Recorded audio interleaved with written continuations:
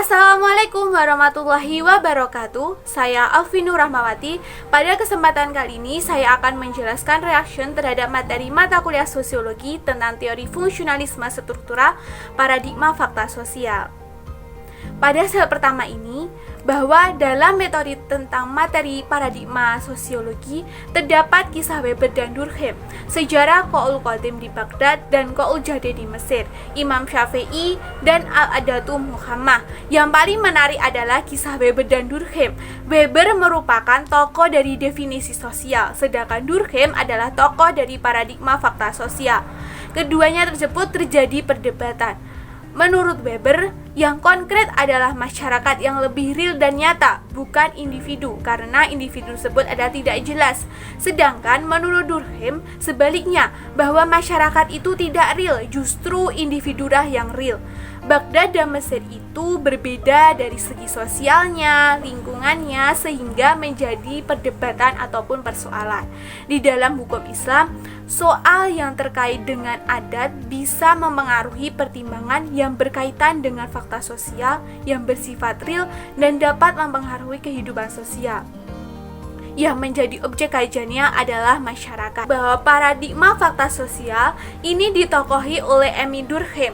Sosiologi adalah ilmu tentang fakta sosial. Kehidupan modern sekarang ini dinilai modernisasi, mendominasi kehidupan seseorang untuk masuk ke dalam lingkungan. Ini harus beradaptasi yang dipengaruhi oleh determinasi dengan faktor sosial. Paradigma fakta sosial ini dikaitkan dalam buku dari Emil Durkheim yang berjudul The Rule of Sociology Method. Dalam buku ini menjelaskan bahwa konsep fakta sosial diterapkan untuk mempelajari khususnya gejala bunuh diri. Selanjutnya yaitu tentang teori fungsionalisme struktural. Yang pertama adalah fakta sosial. Konsep fakta sosial menurut Emil Durkheim dipakai sebagai cara untuk menghindari sosiologi dari pengaruh psikologi dan filsafat. Fakta sosial sendiri adalah sesuatu yang berada di luar individu dan bersifat memaksa terhadapnya. Sebagian besar fakta sosial ini terdiri dari sesuatu yang dinyatakan sebagai barang yang tak harus nyata, tetapi merupakan barang sesuatu yang ada dalam pikiran manusia. Semua struktur institusi, nilai, norma, dan seluruh peranata sosial yang mempengaruhi perilaku manusia. Cara kita berbicara, kita berinteraksi, kita berpakaian mempengaruhi perilaku manusia. Orang yang berada di kota metropolitan akan beda pada orang yang berada di desa. Kedua yaitu tentang karakteristik fakta sosial. Yang pertama yaitu eksternal, yaitu di luar individu. Artinya bahwa faktor sosial ada sebelum individu ada dan tetap ada setelah individu itu tidak ada. Yang kedua yaitu determinate courtship, yaitu fakta sosial, organisasi kumpulan tradisi individu agar selalu sesuai dengan fakta sosial dan nilai budaya. Contohnya, jika berada di Jawa, maka harus menyesuaikan dengan budaya Jawanya. Ketiga yaitu general, yaitu tersebar luas dalam komunitas atau masyarakat, milik bersama dan bukan milik individu. Ketiga yaitu asumsi dalam fakta sosial. Pertama yaitu gejala sosial itu real dan mempengaruhi kesadaran individu serta perilakunya. Menggunakan bahasa dengan konteks yang benar, fakta sosial akan dirasakan keberadaannya oleh anggota masyarakat dan menjadi tuntunan bagi individu dalam bersikap dan berperilaku. Kedua yaitu, oleh karena gejala sosial adalah fakta yang real, maka gejala tersebut dapat diamati atau dipelajari dengan metode empirik. Contohnya pada budaya masyarakat Jawa, bukan individunya tetapi kajiannya yang besar-besaran.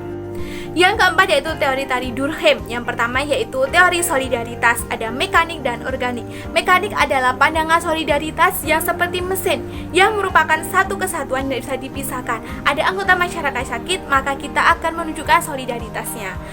Organik, bagian-bagian tertentu saja yang lebih ke individualisme. Kedua yaitu teori bunuh diri. Ada anomik, fakta-fakta sosial itu bahkan bisa mendorong orang untuk terjadinya perilaku altruistik, yaitu begitu kuatnya fakta-fakta sosial untuk mempengaruhi dirinya dan mengambil. Contohnya yaitu harakiri.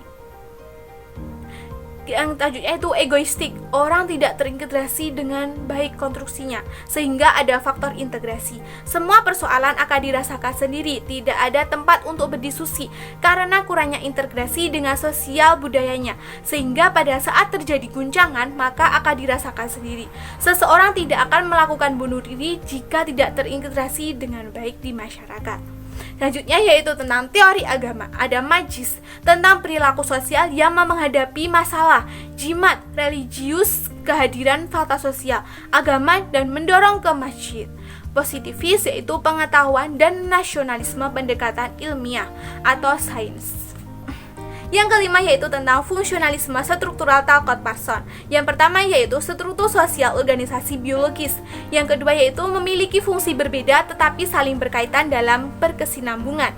Yang ketiga itu setiap struktur fungsi terdapat struktur yang lain. Bahkan semua peristiwa dan semua struktur adalah fungsionalisme bagi masyarakat.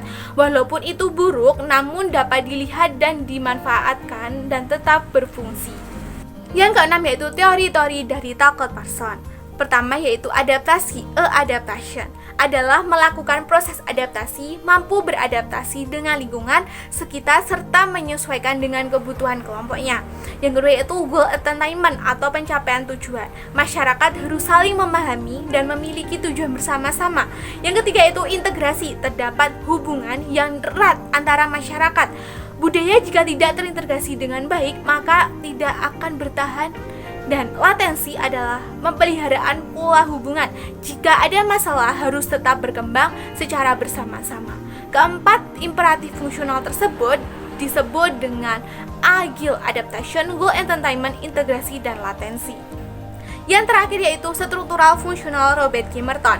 Yang pertama yaitu disfungsi dan non-fungsi. Disfungsi didefinisikan bahwa sebuah struktur dapat berperan dalam memelihara bagian-bagian sistem sosial, tetapi bisa juga menimbulkan konsekuensi negatif untuknya. Non-fungsi didefinisikan sebagai sistem yang dipertimbangkan tidak relevan, misal struktur masyarakat. Yang kedua yaitu fungsi manifest dan atau fungsi disadari apabila konsekuensi tersebut disengaja atau diketahui, seperti dalam ekonomi kapitalis yang bisa mendorong pertumbuhan ekonomi. Dan fungsi laten atau fungsi tidak disadari apabila konsekuensi tersebut secara objektif ada tetapi tidak atau belum diketahui, membuat pasar menjadi monopoli. Hal ini terjadi pada sistem ekonomi kapitalis dan birokrasi. Itulah reaksi terhadap materi sosiologi tentang paradigma fakta sosial. Sekian yang dapat saya sampaikan. Apabila ada kurang lebihnya, saya mohon maaf yang sebesar-besarnya. Wassalamualaikum warahmatullahi wabarakatuh.